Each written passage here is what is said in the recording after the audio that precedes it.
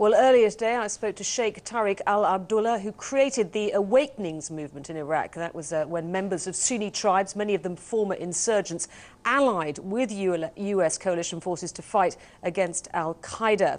The Sheikh is a leading businessman, politician and public figure, and he continues to play a central role in national reconstruction. He's in London at the moment to give a talk at the House of Commons, and I began by asking him what message he hopes to convey to British politicians at the meeting. We want to tell them that we are very well prepared for the next election, and we want their support because, as you know, in the election of the 2005, there was less than 30% of the Iraqis participate in that election, and we expect now in the 2010 January, 15 January, I think more than 60 or 70% of the Iraqis, they're gonna vote. Is that because the Sunni population now will take part in these elections, whereas they didn't before? Yes, but I can tell you that in a different way. The Iraqi nationalism, they're gonna participate, Sunni and the Shia. How is the reconciliation process going between those communities? Because, of course, you were intimately involved in setting up the Awakening movement to fight against al-Qaeda. But since then, what has happened between the two communities? Yeah, we engineer the situation and the relation between the coalition and the tribal leaders in Al-Anbar, and after that, in the media, they start to call it the Awakening.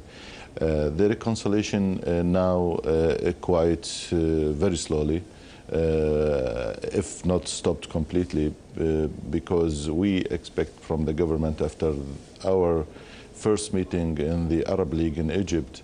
I think this was the first meeting regarding the reconciliation, and it was a very successful meeting.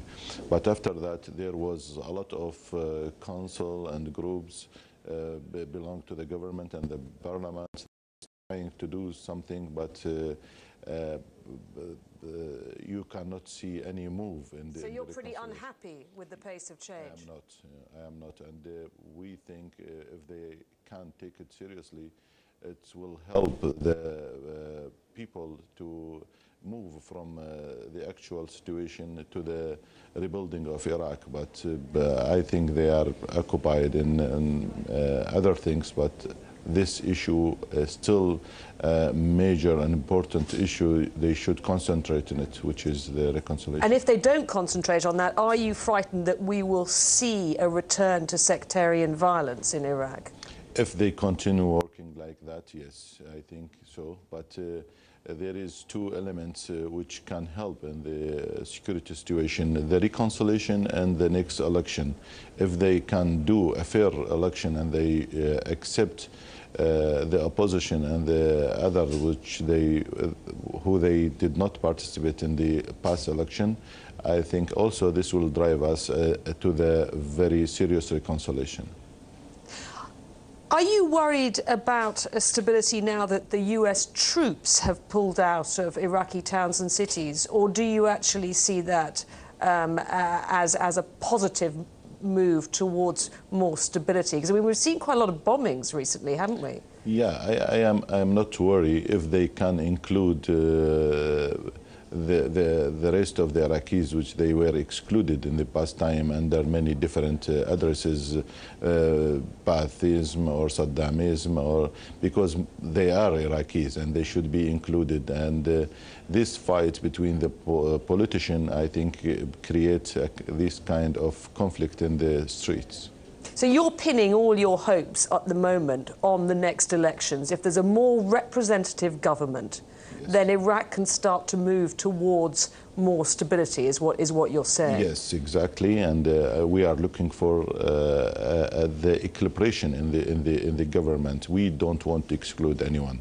Because we don't want to repeat what happened in the past time, and if all the Iraqis, they will be included in the government and they will work together, we will use definitely our expert people, because everyone knows that there is in Iraq a huge number of educated affected people, and they can help in the rebuilding of Iraq.